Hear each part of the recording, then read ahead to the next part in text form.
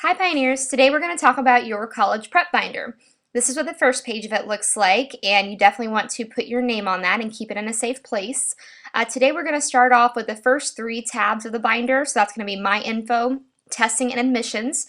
And basically that's the portion of the binder that's going to help you get into that process of getting ready for your applications. Alright, here we go.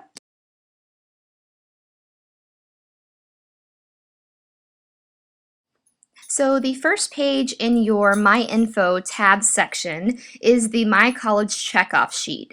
So you'll notice here that it is a comprehensive checkoff list of all items of your application, from your college application itself to your scholarships to your resume, all the way down to your financial aid application. A few things I want to show you guys is that underneath the college application there are individual boxes for all of your essays that are going to be required. So as you complete essay A and then B and then C, just go ahead and check those off to keep yourself up to date on where you're at. Same goes with the other tabs. Just as you get them completed, go ahead and check them off, and eventually you should have your whole page checked off. The next page in that tab is labeled usernames and passwords, and that is exactly what it is, just a nice comprehensive place to keep all of your passwords and usernames in one spot so you don't lose any of them.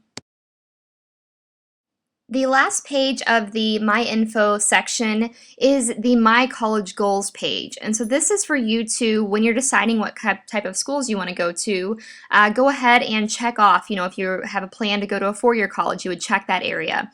You can give an idea of what size of a school you want, location, fields of interest. That's kind of a brainstorming area that would go with the video that I did on choosing the correct college for you.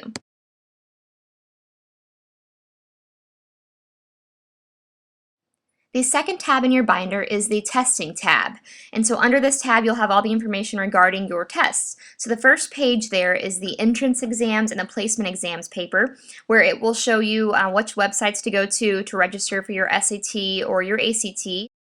Some of you may be asked to take a placement exam, and so those are listed there on that page as well. And basically the idea is that if you didn't do so well in a certain area of your SAT or your ACT, this is a way for them to be able to tell what kind of class you should be in. So maybe you shouldn't go straight into college algebra, but maybe they'll have you in a pre-college algebra class in order to get you up to that level.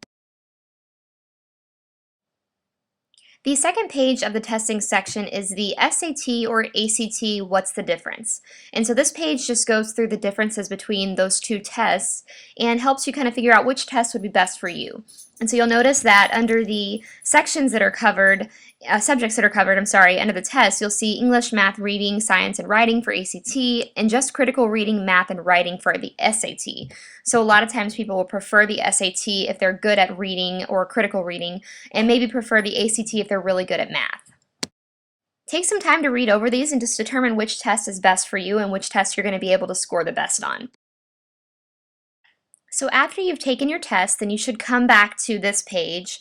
This is mostly for the SAT test, and so what you're going to do is write down your three scores. The first score is going to be your reading score, then your math score, and then number 3 will be your writing score. And so by adding those first two numbers together, that's your total SAT score that colleges are going to ask for. And so this just gives you a little bit more information about, comparing your scores to what the average score for someone in, let's say, A&M or Rice University or Harvard University would expect, and just kind of gives you an idea if your scores are up to par with that university. So underneath those schools that are listed, there is a section to write down your reach school, your match school, and your safety school's average SAT scores, just so you know, again, how to compare your score to those scores.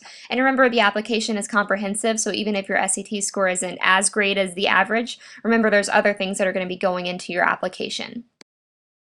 In the tips section, you'll notice that it says to register at least 1 month in advance, and remember that your scores come in a month after the test. That means that you really have to pay attention to when college deadlines are. Prepare at least 2 months before your deadline.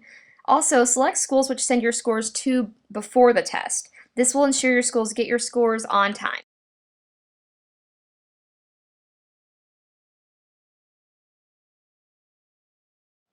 The third section of the binder is the admissions section. So that first page you'll see there has the application. Where do I go? What do I do? Why? How?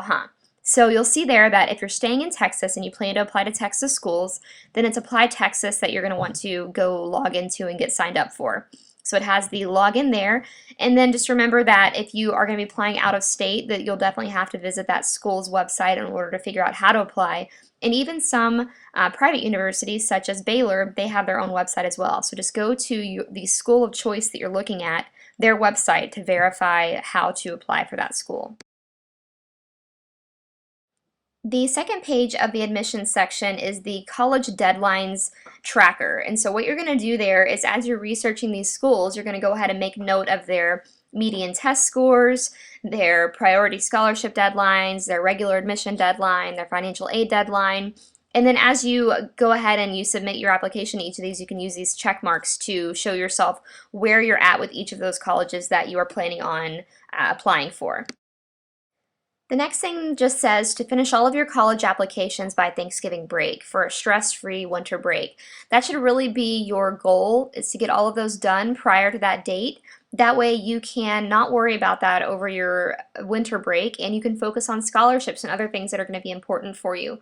A lot of colleges have early admission deadlines of, I think, before January, and then other deadlines are going to be in February. So just be aware of those deadlines, and remember that the earlier you get your application in, the sooner you get a reply.